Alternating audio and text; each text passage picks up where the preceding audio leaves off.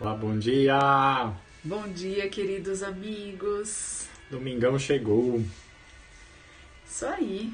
E mais um dia, então, onde a gente vai encontrar na palavra de Jesus, através dos seus exemplos, revividos aí pela doutrina espírita, nós vamos acolher, os nossos corações, as nossas mentes, silenciando então as vibrações e afastando para bem longe da gente toda e qualquer energia que seja incompatível a essa vibração amorosa do Mestre a nos envolver, Convidamos a todos, então, para que nesses instantes nós possamos nos preparar através da oração.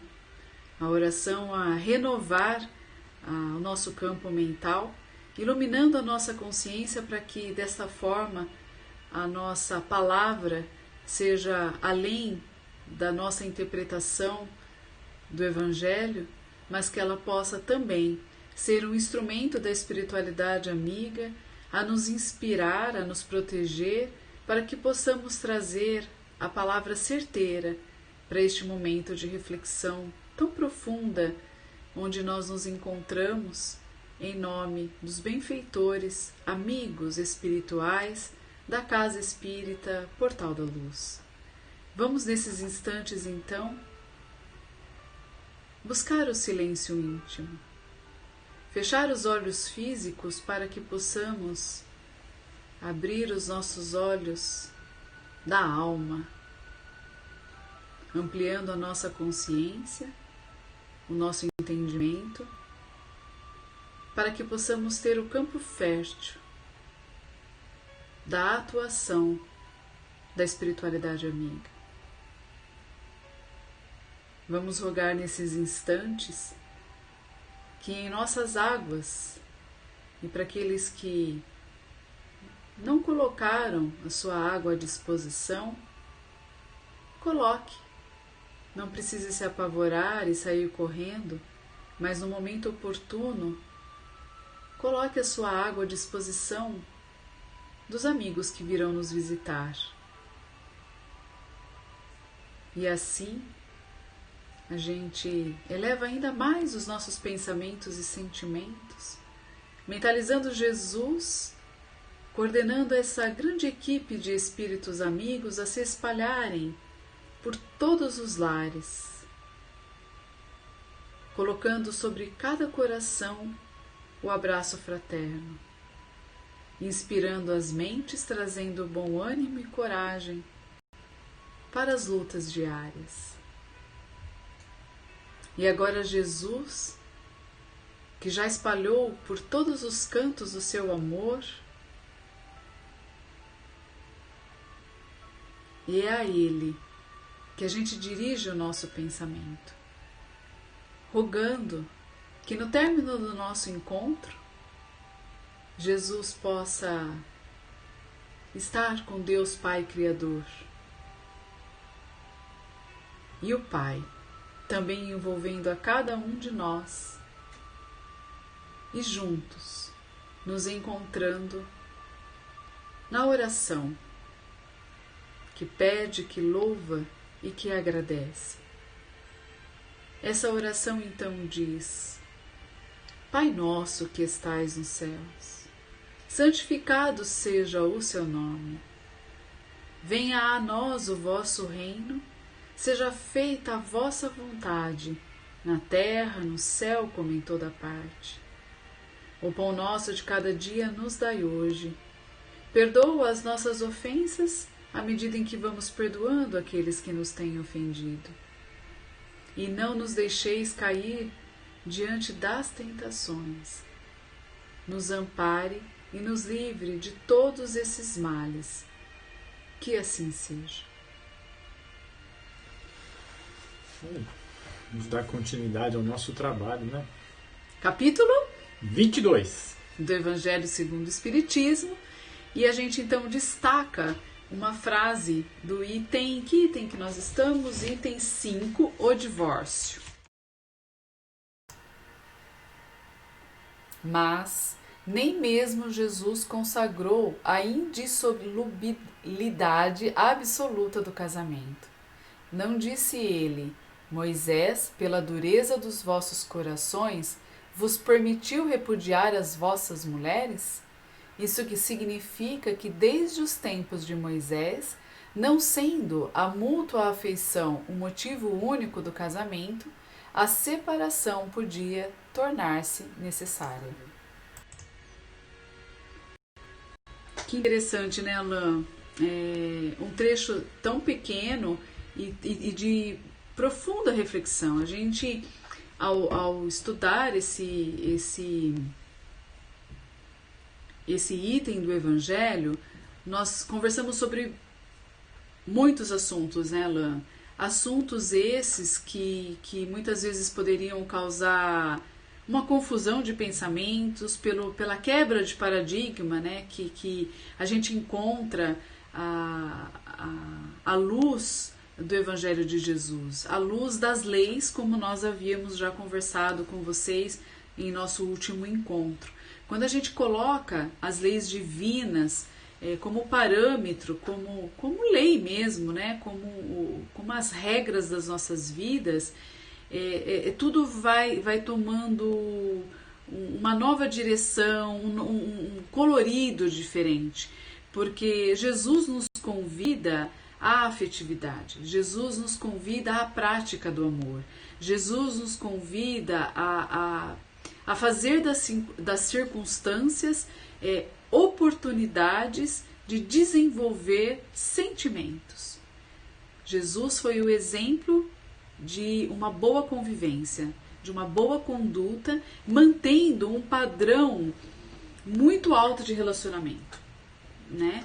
E por conta desse evangelho vivo que ele nos trouxe, né, desse reino de Deus, que nós não iríamos conseguir identificá-lo aqui ainda, na condição da nossa evolução e também da condição do nosso planeta, mas ele dizia que se nós tivéssemos coragem de vivenciar essas oportunidades de forma plena, fiel a tudo aquilo que ele nos ensinou, haveremos, né, de ver o reino dos céus e de ver essa coloração, ver essa paz, essa perfeição, essa postura que ele mesmo exemplificou quando esteve entre nós. E quando a gente estava discutindo tantas possibilidades do que a gente conversar com vocês nessa manhã, nós decidimos então compartilhar com vocês um trechinho do diálogo entre Joana de Cusa e Jesus. Joana de Cusa foi uma das reencarnações de Joana de Ângeles. Então esse espírito que hoje é a benfeitora de Divaldo Pereira Franco, que traz para a gente, através da psicografia, um estudo profundo do ser espiritual que somos, analisando o nosso campo mental, analisando a nossa psique, a estrutura da psique e como que é que o nosso eu se manifesta então através das nossas aquisições. E na época em que Jesus esteve entre nós, ela, na personalidade, né, na vivência ali de Joana de Cusa, já era uma seguidora de Jesus, já era religiosa, já tinha uma interpretação da religião muito diferente de muitos outros religiosos, de muitos outros cultos, outras formalidades que muitas vezes mascaram a impureza do coração, né? Mas pelos rituais externos camufla então o que a pessoa traz na sua intimidade, né? Impedindo muitas vezes que esses pensamentos, esse sentimento desvirtuados, desajustados se manifestem. E Joana de Cusa já não era assim. Ela já tinha uma retidão, era uma esposa fiel e também uma religiosa muito fiel a uma construção desses valores morais na intimidade do seu ser. Mas, naquela época, Joana de Cusa trazia uma inquietação. E a inquietação dela, que a leva a conversar com Jesus, é exatamente uma queixa dela, né, para com Jesus, a respeito então das dificuldades, dos desgostos, dos medos e das lutas que ela enfrentava no seu matrimônio, né? Colocando então para Jesus questões muito íntimas ligadas às dificuldades que ela vivenciava então com o seu esposo. Jesus observa essa colocação de Joana de Cusa e acolhe. Eu acho que nesse momento que a gente escolheu trazer Joana de Cusa é porque em muitos momentos nós estamos na casa espírita, no atendimento fraterno, lidando sempre com queixas dos relacionamentos de diversas formas. Ou a gente reclama do nosso patrão, mas na maioria das vezes todos nós trazemos um certo incômodo, uma certa insatisfação daquelas pessoas que convivem com a gente na nossa intimidade, em especial então falando ou nos queixando ou nos reclamando, apontando de algo que nos inquieta no relacionamento então conjugal. E Jesus, e fico pensando que nesse momento em que nós estamos ouvindo aquele que está trazendo uma dificuldade no seu relacionamento íntimo, como é que está a nossa escuta? E acho que o nosso compromisso, né, Alain, com a fala de hoje é justamente a gente falar dessa escuta que está acolhendo a dificuldade, que está acompanhando o raciocínio que o outro coloca, demonstrando a sua queixa, demonstrando às vezes o comportamento, às vezes o sentimento, ou às vezes o pensamento viciado que o marido ou a esposa traz. E como é que nós, que estamos ali com essa escuta ativa, acolhendo, vamos juntos desenvolvendo um diálogo fraterno, solidário com aquele que sofre algum tipo de incômodo na sua relação? Como é que nós podemos amparar esse irmão a fim de que, ao término da conversa, haja um ânimo, uma coragem de voltar para essas lutas diárias, renovando então esses quadros de convivência. E claro que para que a gente possa ter essa segurança, esse pensamento que vai auxiliar o outro a ter um pensamento diferenciado, a gente precisa ter o Evangelho como o melhor recurso, né? E o livro Boa Nova, qual nós estamos retirando essa lição de Joana de Cusa, é a vida de Jesus na convivência com os outros, nos diálogos construídos, né? E Jesus então coloca assim para Joana de Cusa, eu vou pedir licença para ler. Teu esposo não te compreende a alma sensível? Compreender-te-á um dia. É leviano e indiferente? Ama-o mesmo assim. Não te acharias ligada a ele se não houvesse para isso justa razão. Servindo com amorosa dedicação, estarás cumprindo a vontade de Deus. Fala-me de teus receios e de tuas dúvidas. Deves, pelo Evangelho, amá-lo ainda mais. Olha o convite de Jesus, né, para aquela que se diz, então, religiosa, diferente do seu marido, ou seja, se ela é diferente, se ele não a compreende na alma sensível, buscando então muitas vezes a distância, motivos para queixas, às vezes até para brigas, né? Distanciando então o casal de uma boa convivência, Jesus então chama a luz desse coração amoroso de Joana de Cusa, mostrando para ela que se ela é tão religiosa, se ela tem mais condições, se compreende melhor as situações, é ela que precisa então amar mais. É ela então que necessita compreender mais. Talvez, e assim Jesus a orientou, silenciar, não reclamar, estar resignada a essas adversidades, fazendo de toda essa oportunidade um momento de crescimento íntimo. E Jesus então pede para que ela, nesse silêncio, nessa retidão de pensamento, de forma muito resignada, aquela postura reta, para que ela se recolhesse então ao lar com um novo olhar. E nesse novo olhar, que ela tivesse estratégias. Ele coloca de uma forma tão bonita aqui, ó. Vai, esforça-te também no silêncio.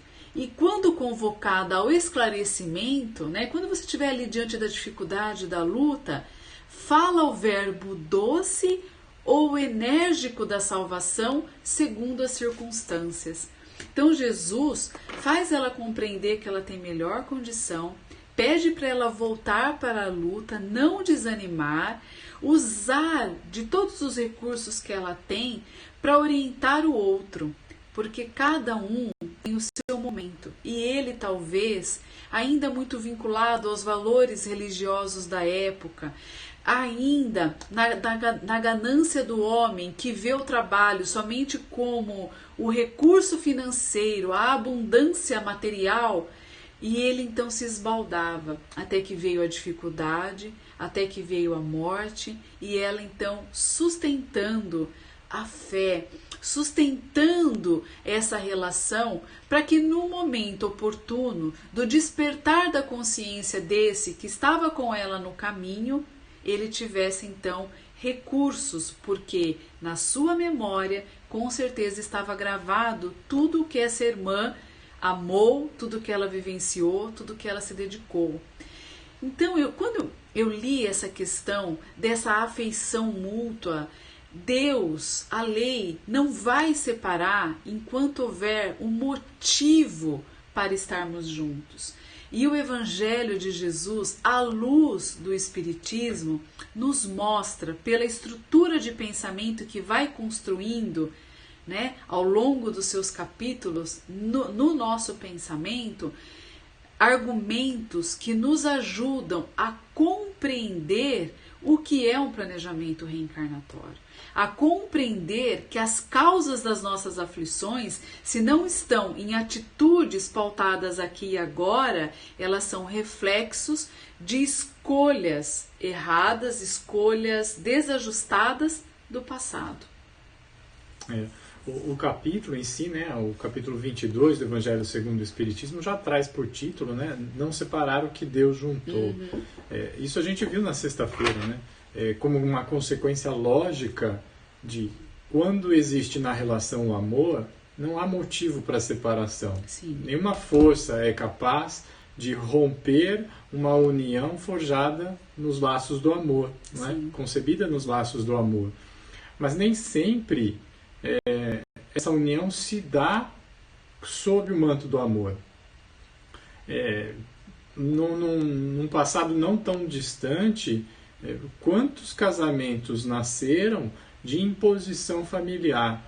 Quantos casamentos surgiram de uma necessidade social, de uma necessidade política às vezes, né? A gente vem de séculos e séculos imaginando que os casamentos entre as famílias são jogadas políticas, jogadas econômicas, financeiras, para agradar ou acomodar uma determinada situação, né? Aquele que tem posse, mas não tem nome, junta o nome com a posse e é um bom casamento, ou seja lá qual for a razão. Ao passo que a lei divina espera, como a gente viu na sexta-feira, que haja ali amor, que haja compromisso, como o Kardec coloca nesse trecho que nós lemos, né? Jesus não foi contrário ao divórcio, mas pressupondo que ali houvesse o amor, pressupondo que ali houvesse, como a gente viu na sexta-feira, a união afetiva para estender os laços familiares aos filhos, né? Dar continuidade a essa relação e fazer com que cresça essa família de afinidade, né? Não meramente sanguínea, mas também de afinidade. Agora, e naqueles casamentos que surgiram viciados no início? Como é que fica? Existe amor ou não existe? É quase certo que nos casamentos interesseiros não há coincidência de sentimento e interesse. Né? Talvez fossem extremos, raramente extremos, os casos em que no interesse ainda houvesse amor. Né? Então a gente vê uma infinidade de casamentos que nascem viciados na origem. E a chance disso dar certo é remota. Imaginar que fosse razoável persistir no erro, o Kardec falou disso quando a gente viu na sexta-feira, seria uma violência maior do que possibilitar a sua correção. Uhum. Agora, daí também não decorre que qualquer dificuldade que surja no casamento signifique uma justificativa para que haja ruptura desse liame. E o caso que você nos trouxe, com o exemplo da Joana de Cusa, é emblemático nesse aspecto. Né? Ela se queixava a Jesus que não havia a correspondência de interesses entre o marido e ela. Né? Ela olha para o espírito, ela olha para a alma, enquanto o marido ainda está olhando para a matéria. Há uma ruptura grande de interesses. E Jesus aconselha, né? Olha, você é mais capacitado, né? Então esteja ao lado dele para conduzir o olhar dele para a imortalidade, né? E não simplesmente cada um tome a sua senda, o seu caminho. Quem pode mais ensina quem pode menos. Mas ali, seguramente, Jesus tem por pressuposto a compreensão de que naquela relação de Cusa com Joana existia o afeto. Tinha por pressuposto que não era uma relação com violência. Não era uma relação equivocada na origem. Tinha dificuldades. Porque a dificuldade é inerente às relações, não é? Sim. Mas não existia a incompatibilidade. Então, penso que seja necessário que a gente... não existe no Espiritismo, como não existe na vida, respostas conclusivas. O que existe é a compreensão do princípio da reencarnação, da justiça divina, dos compromissos encarnatórios. Mas daí a gente supor que toda união signifique planejamento encarnatório, tem um espaço que a gente precisa compreender. Não é? É difícil você olhar para um casal em crise e dizer: aqui existe compromisso encarnatório, onde as dificuldades vão levar ao desenvolvimento do amor no futuro. E esse casamento tem que ser preservado. Ou, aqui é uma relação viciada na sua origem, que está destinada ao fracasso. E é melhor que se rompa agora esse laço meramente contratual, para que mal maior não advenha. Né? Não é simples identificar quando é um ou outro caso. Né? Mas, penso agora, né? Existem circunstâncias que talvez auxiliem na compreensão disso.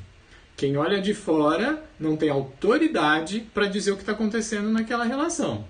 Não é? Mas quem está na relação talvez tenha que fazer um trabalho de introspecção, análise honesta para identificar, sim, eles, os parceiros, o que aconteceu na origem. Não é? Então, o casal está em crise, está em dificuldade, observa, investiga, analisa e seja honesto. Como é que foi na origem? Essa origem era uma origem de afeto, de amor, que foi crescendo naturalmente a vontade da união que se consuma e gera o casamento. A partir daí, uma inobservância, uma invigilância, um descuido, a preguiça, às vezes, leva ao desgaste, leva ao desamor. Sim, é um caso desse clássico. Tem que ser corrigido. Identificou o defeito, corrige. Reajuste de caminhos. Vamos consertar. Porque na origem tinha um significado. Na origem tinha um laço que precisa ser preservado. As dificuldades vêm Todos nós erramos às vezes na escolha, erramos às vezes na condução. Mas temos a oportunidade de a cada dia renovar, de a cada dia transformar.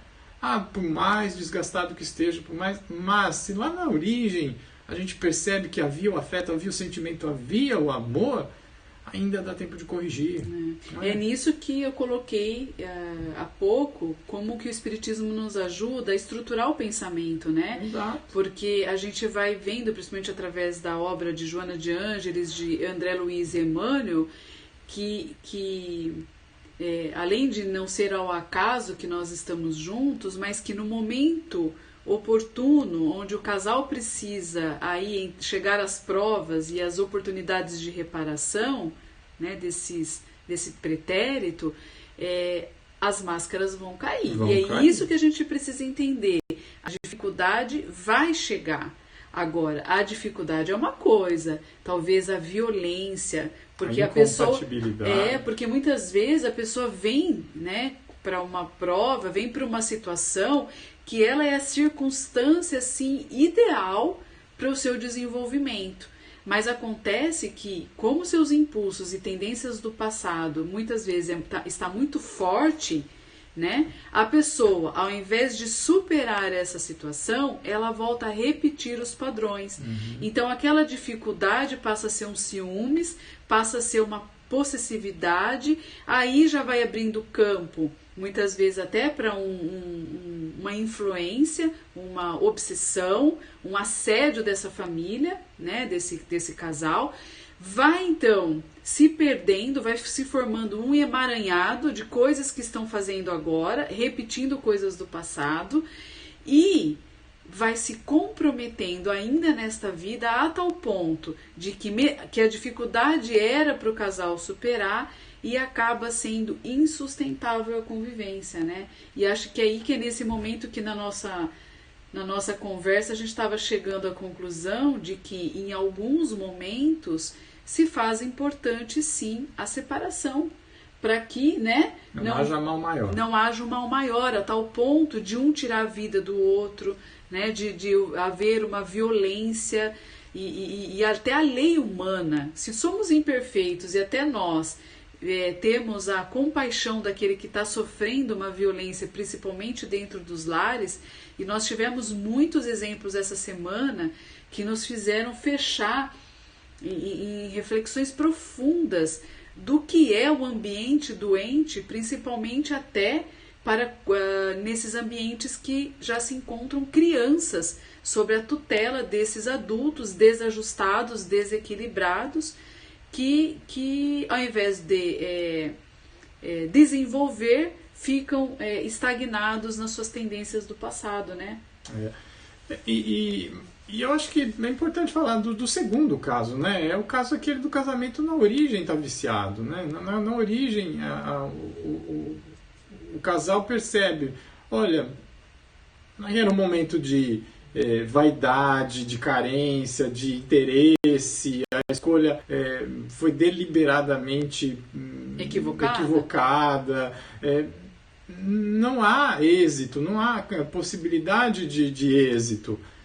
Vamos continuar unidos, aumentando a violência nessa situação? Então, é um caso também que se sugere, para que não haja mal maior, a dissolução do casamento, né? Então, dizer, a princípio, o Espiritismo é a favor do divórcio ou contra o divórcio, não se pode. O Espiritismo, como Jesus, como o cristianismo, é a favor do amor das criaturas. Que haja o progresso, haja o aperfeiçoamento, que haja a superação das dificuldades, que não haja violência. O Espiritismo, como o cristianismo, é a favor disso, não é? Agora, o Espiritismo também sabe que em situações extremas, para que não haja mal maior, é preferível que as pessoas sejam afastadas, às vezes compulsoriamente, não é? Então, para se preservar o valor maior, o valor da vida, o valor da integridade. Não é? Exatamente. Então, o debate, a gente desde sexta-feira já adiantou, o assunto não é simples, o assunto não é tranquilo. E cada um dos nossos queridos vai entender segundo os seus valores, segundo as suas necessidades. Mas o convite que a gente faz, retoma o assunto, vai no Evangelho, capítulo 22, lê, pesquisa um pouco, lê, tem a literatura clássica do Martins Peralva, autor, que ele vai falar da classificação dos casamentos. Vai lá, investiga, é interessante, estuda bastante. Se for o caso, está em dúvida, faça uma meditação sobre esse assunto, se lhe toca, né? Antes das decisões. Né? Sim. E por falar em casamento, a gente tem que lembrar que essa semana teve e terá aniversariante, né? Verdade? Ontem foi aniversário de Araraquara. Não só, mas também a minha mãe, né? A Dona Isaura aí comemorou mais um aniversário, ou como diria o seu Anésio, colheu mais uma flor no seu belo jardim, né? E durante a semana, na terça-feira, também meu pai, seu Anésio, completa mais uma primavera, não é? Em pleno inverno, mas vai completar mais uma vai completar mais um ano de vida. Então é esse casal que representa simbolicamente todos os casais do portal, né? O nosso parabéns, o nosso desejo de saúde e continuidade dessa experiência. Estão unidos pelo casamento, mas também estão unidos por compromissos com os filhos consanguíneos e com os filhos do coração, que são todos os frequentadores e trabalhadores do Portal da Luz, encarnados e desencarnados, né? É isso aí. Ô família grande! O nosso abraço, né? E que possam, mesmo aí tão distante, sentir, tenho certeza, de cada um de nós, as vibrações amorosas envolvendo a cada um, para que possam sempre se sentir amados e seguros, principalmente diante desse trabalho tão bonito que vocês abraçaram na divulgação do Evangelho de Jesus a todos os corações, a todas as pessoas que chegam até vocês. O nosso grande abraço. Nosso obrigado.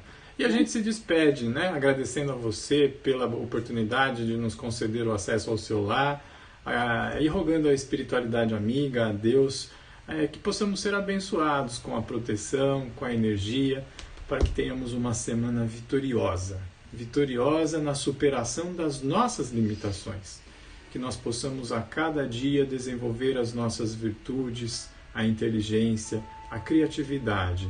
Coloquemos os nossos sonhos em direção à espiritualidade, de modo que os nossos atos sejam pautados pelo progresso moral. Compreendamos a matéria como um instrumento de progresso e não como objetivo final. E dizemos: Pai nosso que estais nos céus, santificado seja o vosso nome. Venha a nós o vosso reino, seja feita a vossa vontade, na terra como em toda parte. O pão de cada dia dai-nos hoje, perdoa as nossas dívidas como perdoamos os nossos devedores. Não nos deixe cair em tentações, mas livra-nos do mal. E que assim seja. Que assim seja. Boa semana a todos. Até!